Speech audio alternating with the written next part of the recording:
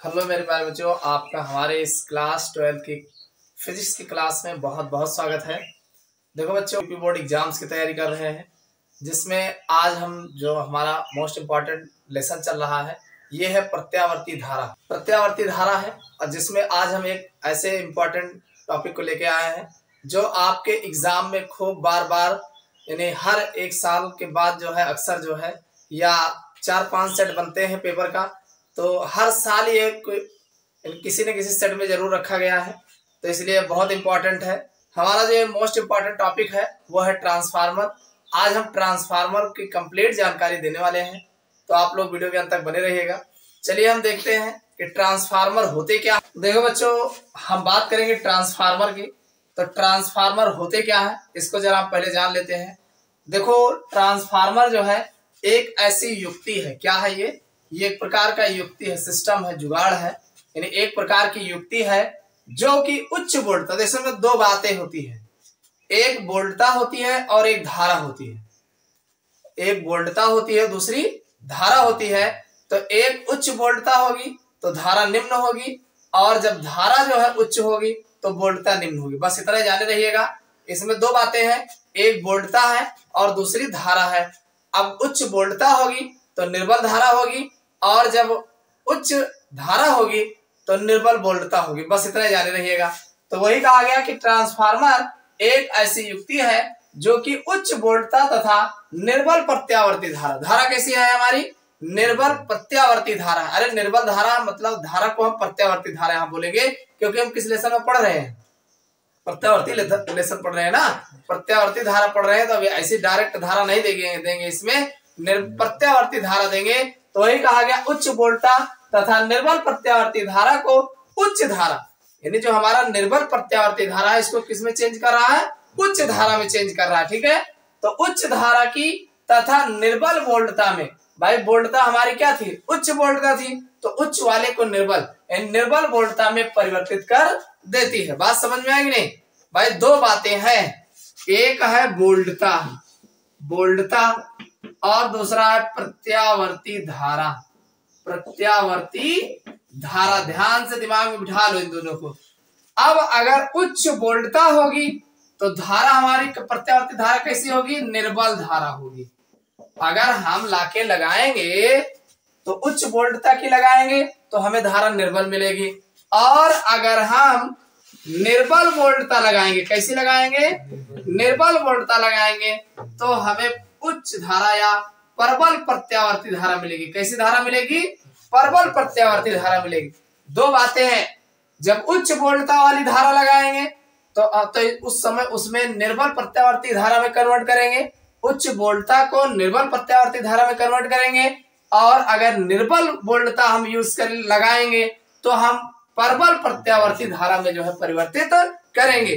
तो ये हमारा जो कौन करता है, ऐसा ट्रांसफार्मर करता है। समझ में आ गए, परिवर्तित कर देती है। इसी को उल्टा करके बताया गया, इसी को उल्टा करके बताया गया, अथवा इसके विपरीत उच्च धारा, यानी अब की बार क्या किया, धारा कैसी लिए, उच्च धारा लिए, और निर्बल वोल्टता की प्रत्यावर्ती धारा को प्रबल वोल्टता की निर्बल प्रत्यावर्ती धारा में परिवर्तित कर देता है। यानी जो बात ऊपर लिखी गई उसी को यहाँ पे पलट दिया कि ऐसी युक्ति है जो उच्च वोल्टता, तो अब की बार क्या कहा गया, उच्च धारा लिया गया।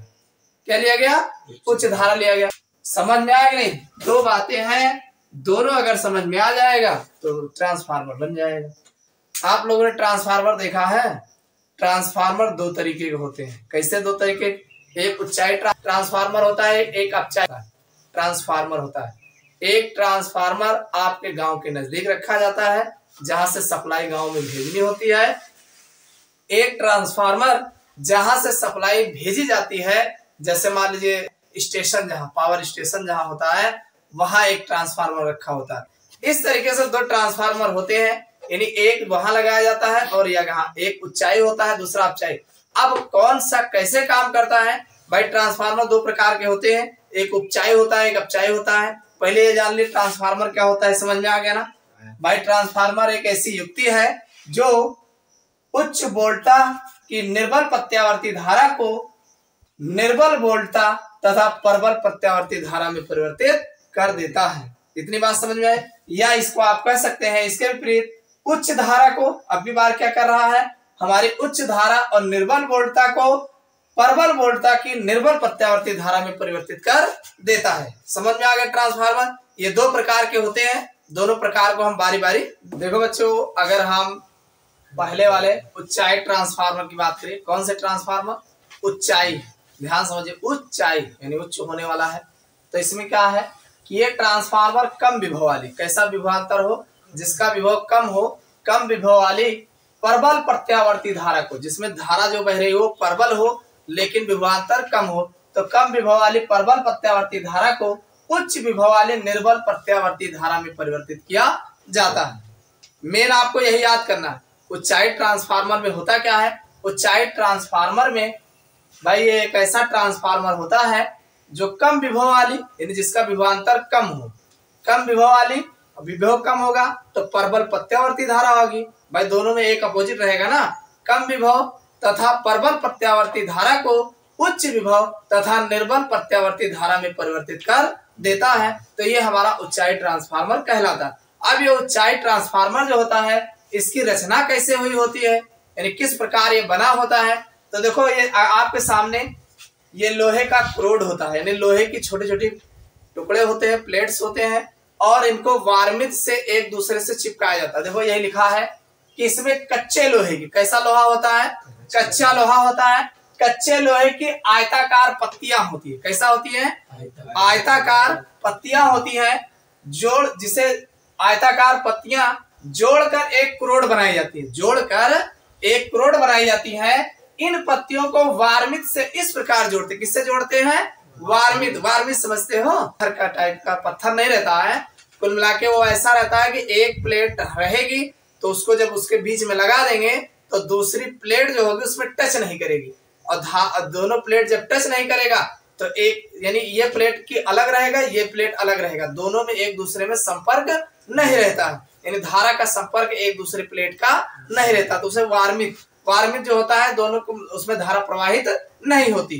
तो यही कहा गया वार्मित से इस प्रकार जोड़ते हैं कि सभी पत्तियां एक दूसरे से पृथक रहें, यानी सभी पत्तियां, जितनी पत्तियों को ऊपर रख करके वार्मित से जोड़ते हैं कि सभी पत्तियां एक दूसरे से पृथक रहें, जिससे क्रोड में भंवर धाराएं उत्पन्न ना हो, यानी इसलिए वार्मित से जोड़ते हैं कि उसमें भंवर धाराएं उत्पन्न ना हो, नहीं तो पता है तुरंत भग से जल जाएगा, तुरंत जो है जितनी पत्तियां आप जोड़े रहोगे वो तुरंत जल जाएगा, तार जल जाएगा आपका, ठीक है। तो वही कहा गया है कि दूसरे से पृथक रहें, जिससे क्रोड में भंवर धाराएं उत्पन्न नहीं होती है और वैद्युत ऊर्जा की हानि नहीं होती। क्या नहीं हानि होती, वैद्युत ऊर्जा की हानि नहीं होती है। आगे कहा गया इस क्रोड पर दो कुंडलियां इस प्रकार लपेटी जाती हैं, यानी जब क्रोड बनकर तैयार हो जाता है तो इस पर दो कुंडलियां इस प्रकार लपेटी जाती हैं। कैसे लपेटी जाती हैं कि वह एक दूसरे से तथा लोहे की क्रोड से पृथक रहे। दोनों कुंडलियां, अरे इधर वाली देखो, इधर वाली कुंडली इधर है, उधर वाली कुंडली उधर है, और दोनों कुंडलियां एक दूसरे से पृथक रहती है। ऐसा नहीं इधर तार लपेटे होते का ले जाके इधर छुआए हो ना, इधर का तार इधर ही रहेगा, इधर का तार इधर रहेगा, एक दूसरे से पृथक रहे। प्रथम कुंडली में फेरों की संख्या कम होती है, इसको ध्यान रखना। पहली कुंडली जो लगाए रहेंगे, इधर जिधर हम लगाएंगे इसमें फेरों की संख्या, यानी लपेटा भी कम जाएगा और मोटा तार होगा, तार हमारा कैसा होगा, मोटा होगा। वही लिखा है फेरों की संख्या कम होती है तथा इसमें मोटे तार की कुंडली भरी जाती है। कैसा तार होगा, फेरों की संख्या कम होगी, कम लपेटा जाएगा लेकिन मोटे तार की कुंडलियां भरी जाती है, जबकि दूसरी कुंडली में पतले तार की अधिक फेरों वाली कुंडलियां भरी जाती हैं। यानी जो दूसरी कुंडली होती है इसमें पतला तार होता है और इसमें फेरों की संख्या ज्यादा लपेटा रहता है, और प्रथम कुंडली में जो होता है इसमें फेरों की संख्या कम होती है और जो हमारा तार होता है ये मोटे तारों की कुंडलियां होती है। इतनी बात समझ में आई कि नहीं आई? तो यही लिखा है यहाँ पे और कुछ नहीं लिखा भाई। ये आयताकार लोहे का पत्तियां होती है और उन पत्तियों को आपस में वार्मित से इस प्रकार जोड़ते हैं कि एक दूसरे के पृथक रहें, और फिर जोड़ने के बाद इसके एक सिरे पर जो है मोटे तार की कम फेरों की संख्या वाली जो है लपेटते हैं, और फिर दूसरी ओर जो है पतले तार की अधिक कुंडलियों वाली अधिक फेरों वाली जो है कुंडली बनाते हैं। समझ में आ गया नहीं? आगे ये कहा गया जब प्रथम कुंडली, ध्यान सुनिए, अभी बनके तैयार हो गया ना। अब प्रथम कुंडली में जब प्रत्यावर्ती धारा लगाते हैं, यानी दोनों साइड में तार में प्रत्यावर्ती धारा जोड़ते हैं, प्रत्यावर्ती धारा लगाई जाती है तो फ्लक्स में परिवर्तन होता है। भाई पहले वाली कुंडली में जब धारा लगाओगे तो फ्लक्स परिवर्तन होगा, और यही फ्लक्स परिवर्तन द्वितीय कुंडली में होता है। भाई इसमें लगाओगे तो इसका फ्लक्स परिवर्तन होगा, सामने ये रहेगा, इसमें भी फ्लक्स परिवर्तन होगा। और इसमें लगाओगे, कुंडलियां लपेटे हो तो ये प्लेट का संपर्क इधर भी रहता है, आयताकार है तो जौन प्लेट यहाँ से शुरू है वो ये पूरे में है ना, तो ये तो इधर फ्लक्स परिवर्तन होगा, इधर भी फ्लक्स परिवर्तन होगा। ठीक, तो ये कह रहा है तो फ्लक्स परिवर्तन होता है, और यही फ्लक्स परिवर्तन द्वितीय कुंडली में भी होता है। आगे का फेरों की संख्या द्वितीय कुंडली में अधिक होती है, दूसरे वाले में फेरों की संख्या अधिक होती है। अधिक होने के कारण द्वितीय कुंडली में उत्पन्न विद्युत वाहक बल अधिक होता है। दूसरी वाली कुंडली में जब फेरों की संख्या ज्यादा होती है तो इसमें विद्युत वाहक बल जो होते हैं ज्यादा होते हैं, तो ये लिखा बल अधिक हो जाता है, जिससे उच्च वोल्टता की तथा निम्न धारा की प्रत्यावर्ती वोल्टता प्राप्त होती है। आपने क्या लगाया है? आपने लगाया है कम विभव वाली और प्रबल प्रत्यावर्ती धारा लगाए हो, कम विभव वाली प्रबल प्रत्यावर्ती धारा लगाए हो। अब की जो प्राप्त होगा वो उच्च वोल्टता की और निर्बल प्रत्यावर्ती धारा प्राप्त होगी। समझ में आया कि नहीं? तो ये हमारा जो इसका जो विद्युत वाहक बल का फार्मूला होता है E बराबर minus n delta phi upon delta T होता, तो ये तो विद्युत वाहक बल का फार्मूला होता है। तो उम्मीद करता हूँ समझ में आ गया होगा कि ऊंचाई ट्रांसफार्मर क्या होते हैं। समझ में आ गया ऊंचाई? अब तुरंत जो है अपचाई वाले को देख लेते हैं। देखो अगर हम अपचाई ट्रांसफार्मर की बात करें, अपचाई देखो जिसमें घटाने वाली बात हो रही है, ठीक है। अप माने घटाना होता है, उच्च माने बढ़ाना होता है, इसको ध्यान रखना। तो ये अपचाई ट्रांसफार्मर है। तो अपचाई ट्रांसफार्मर में क्या कहानी है इसकी? भाई वो ट्रांसफार्मर जो उच्च विभव यानी इसका जिसका विभवांतर कैसा हो, उच्च हो, उच्च विभव वाली और निर्बल प्रत्यावर्ती धारा। देखो जब दो में से एक उच्च रहेगा, या तो विभव उच्च रहेगा निर्बल धारा रहेगी, या उच्च धारा रहेगी तो विभव कम रहेगा। समझ में आई बात कि नहीं? इसको ध्यान रखना, नहीं दोनों एक साथ बढ़ा दो, दोनों बढ़ा दोगे तो गड़बड़ हो जाएगा। तो वही वो ट्रांसफार्मर जो उच्च विभव वाली निर्बल प्रत्यावर्ती धारा को, अब उच्च विभव है तो घटेगा, कम विभव वाली और प्रबल प्रत्यावर्ती धारा में परिवर्तित कर दे, अपचाई ट्रांसफार्मर कहलाता है। समझ में आ गई बात? यानी उच्च विभव है, क्या है, विभव उच्च है और निर्बल प्रत्यावर्ती धारा है, तो उच्च को कम करेगा, कम विभव, और प्रबल प्रत्यावर्ती धारा में परिवर्तित कर देता है, अपचाई ट्रांसफार्मर कहलाता है। ये इतनी बात हो गई। अब ये बनेगा कैसे? बनना वैसे है जैसे इससे पहले बनाए थे कि भाई अपचाई ट्रांसफार्मर में प्रथम कुंडली में फेरों की संख्या अधिक होती है। भाई इससे पहले वही वो बातें आपको वही बताना है। अरे उसमें बता ही दिए कि इसमें आयताकार लोहे की क्या होती है, कच्चे लोहे की प्लेट होती है, और इन प्लेटों को वार्मित में से आपस में जोड़ा जाता है। और जोड़ने के बाद क्यों जोड़ा जाता है? क्योंकि आपस में इसमें भंवर धाराएं उत्पन्न ना हो और जिससे ऊर्जा की हानि ना हो, ये चीज बताया गया। और उसके बाद उसमें क्या था कि प्रथम कुंडली में मोटे तार की फेरों की संख्या कम लगाए थे, और द्वितीय कुंडली में पतले तार की फेरों अधिक फेरों वाली संख्या लपेटा गया था। अब की अपोजिट कर देना है। क्या करना है? अपचाई ट्रांसफार्मर में प्रथम कुंडली में फेरों की संख्या अधिक होती है, देखो खूब महीन महीन तार लगे रहेंगे, फेरों की संख्या अधिक होती है, जबकि द्वितीय कुंडली में फेरों की संख्या कम होती है। अब कम होगी तो तार मोटा होगा, कंफर्म है। प्रथम कुंडली में जब उच्च विभव की निर्बल प्रत्यावर्ती धारा लगाई जाती है, यानी प्रथम कुंडली में उच्च विभव की और निर्बल प्रत्यावर्ती धारा लगाई जाती है, तो फेरों की संख्या द्वितीय कुंडली में कम होने के कारण, अरे दूसरे वाले में कम है ना, तो कम होने के कारण वोल्टता घट जाती है, यानी वोल्टेज घट जाता है, तथा धारा निम्न विभव की प्रबल प्रत्यावर्ती धारा बन जाती है, यानी निम्न विभव की प्रबल प्रत्यावर्ती धारा बन जाती है। ठीक, ये तो बात हो गई, उसी का अपोजिट है, कर ले जाओगे कोई दिक्कत नहीं, एक अच्छे से तैयार कर लेना, दूसरा हो जाएगा। अब बात क्या है कि यदि प्रथम कुंडली में फेरों की संख्या एनपी हो, यानी जो हमने लपेटा है पहली कुंडली में, इनकी फेरों की संख्या एनपी मान लिया जाए, और द्वितीय कुंडली में फेरों की संख्या एनएस मान लिया जाए, इसको एनएस मान लिया गया, इसको एनपी मान लिया गया। और आगे कहा गया यदि प्रथम कुंडली में विद्युत वाहक बल बीपी हो, यानी इसमें जो विद्युत वाहक बल लगाया जा रहा है बीपी है, और द्वितीय कुंडली में विद्युत वाहक बल वीएस हो, कुल मिला के पी लगाया गया, यहाँ पे एस है, ठीक है।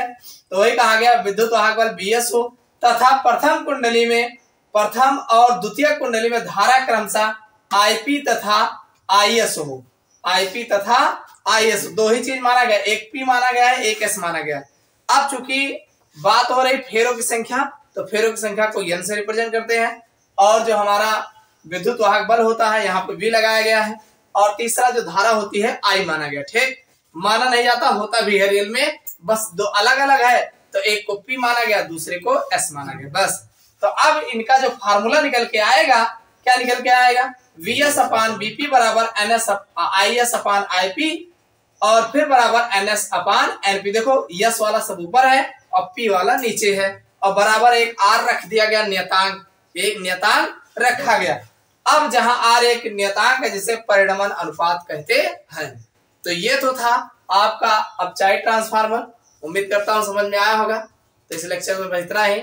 अगर समझ में आया हो तो वीडियो को लाइक अवश्य कर देना। फिर अगले क्लास में मिलते हैं।